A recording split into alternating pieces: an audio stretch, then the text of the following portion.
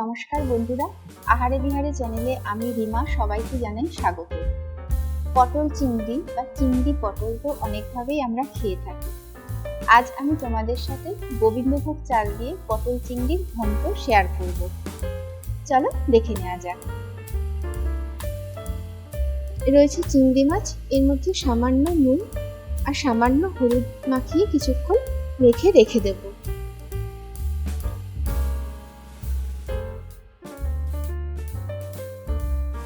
গ্যাসে কড়াই বসিয়ে দিয়েছি, দিয়ে দিলাম গোবিন্দভোগ চাল। এখানে 75 গ্রামের মতো চাল আছে। চালটা সামান্য লালচে করে ভেজে নেব। খুব বেশি লাল করে ভাজবো না, তাহলে শক্ত হয়ে যায়, চালটা খুব সহজে সেদ্ধ হতে চায় না। সামান্য লালচে ভাব চলে এসেছে, ধুয়ে নেওয়ার জন্য দিয়ে দিলাম নর্মাল ওয়াটার।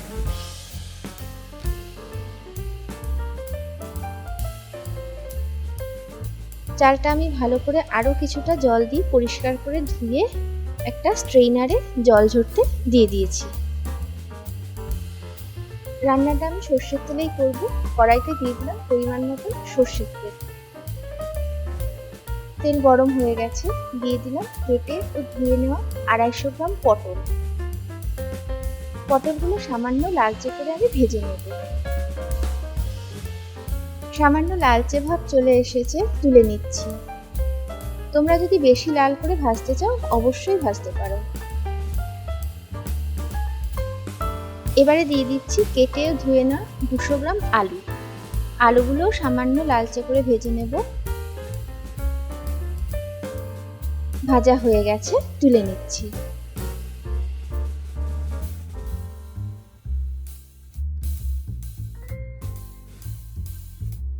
এবারে তেলে দিয়ে দিলাম নুন হলুদ মাখানো চিংড়ি মাছ। চিংড়ি মাছগুলো অল্প করে আমি ভেজে নেব।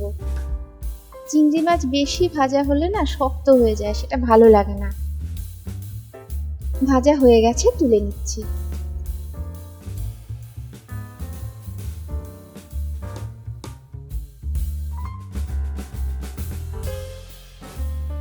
বন্ধুরা, কড়াতে আবার তেল দিয়ে দিয়েছি। এই তেলের মধ্যে দিয়ে দিলাম 1 টেবিল চামচ থেকে একটু কম ঘি। রান্নার পরিমাণ যেরকম সেই অনুযায়ী আমি ঘিটা কিন্তু দিলাম। ঘি গলে গেছে।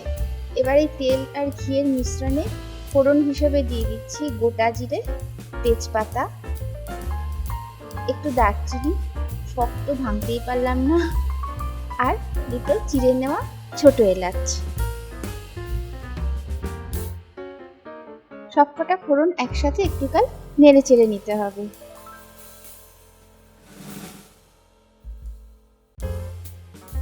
এবার এর মধ্যে দিয়ে দিচ্ছি 1 চা চামচের আন্দাজে ধনে গুঁড়ো, হলুদ গুঁড়ো,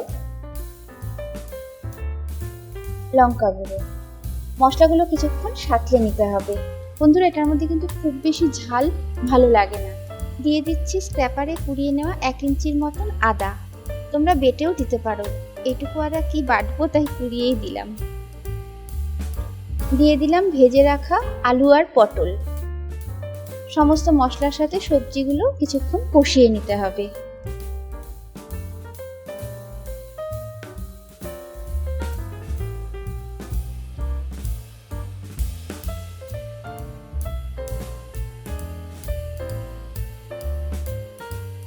দিয়ে দিচ্ছি 1 টেবিল চামচ চিনি। বন্ধুরা, কিছু মনে করো না, চিনির সাথে চিনির একটু গুঁড়ো ছিল, সেটাও পড়ে গেছে। যাই হোক, চিনি দিয়ে আরো একটু সাঁতলে নিতে হবে।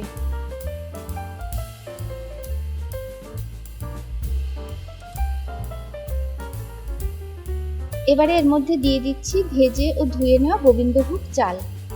এটা কিন্তু তোমরা ইচ্ছা হলে কামিনী আতপ দিয়েও করতে পারো।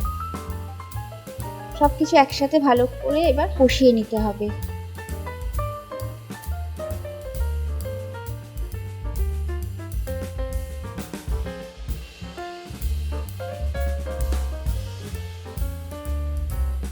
কষানো হয়ে গেছে, দিয়ে দিলাম 1 কাপ গরম দুধ।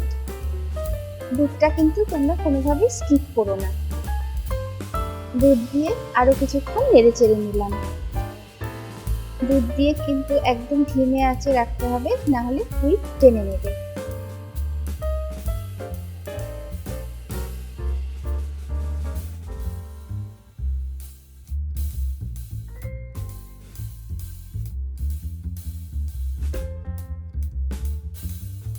দিয়ে দিচ্ছি সামান্য গরম জল।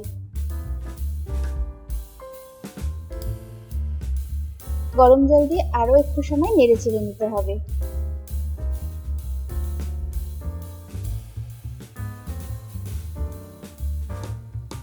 এবারে দিয়ে দিলাম 10 মিনিটের জন্য ঢাকনা।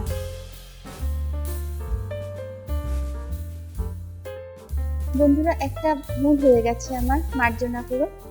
দিয়ে দিলাম 1 চা চামচ জিরের গুঁড়ো। আমি জিরের গুঁড়ো দিতে ভুলে গেছিলাম।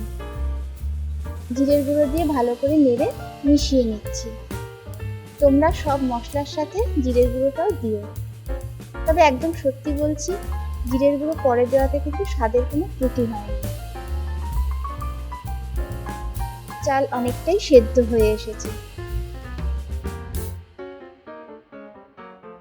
বেশ কিছুক্ষণ নেড়ে চেড়ে নিচ্ছি।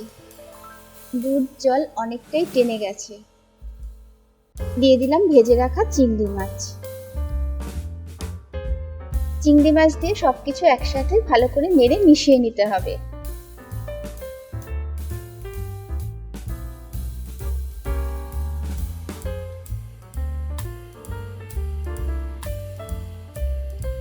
দিয়ে দিচ্ছি এবারে স্বাদ অনুযায়ী নুন।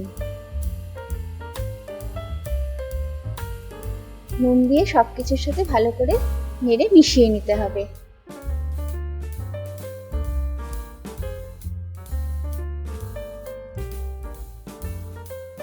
এবারে দিয়ে দিচ্ছি 1 চা চামচ গরম মশলার গুঁড়ো।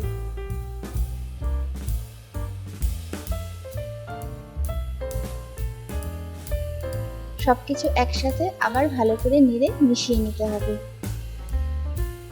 তোমাদের দেখিয়ে দেওয়া ভালো, চাল সেদ্ধ হয়ে গেছে। আরো একটুখানি আমি এটাকে টানাবো।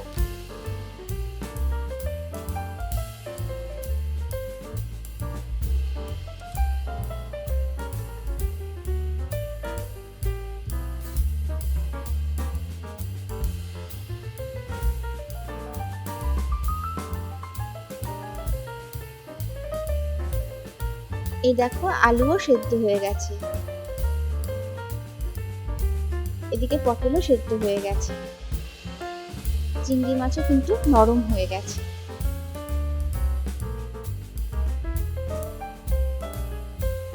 গ্যাস বন্ধ করলাম। একটা সার্ভিং প্লেটে সার্ভ করে নিয়েছি।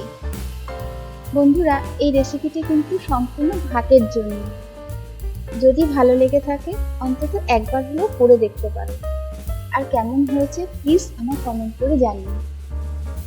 ভিডিওটা কেমন লাগলো একটু জানিও। যদি ভালো লেগে থাকে চ্যানেলটা সাবস্ক্রাইব করার অনুরোধ রইল। সবাইকে অসংখ্য ধন্যবাদ জানিয়ে আজ এখানেই শেষ করলাম। নমস্কার।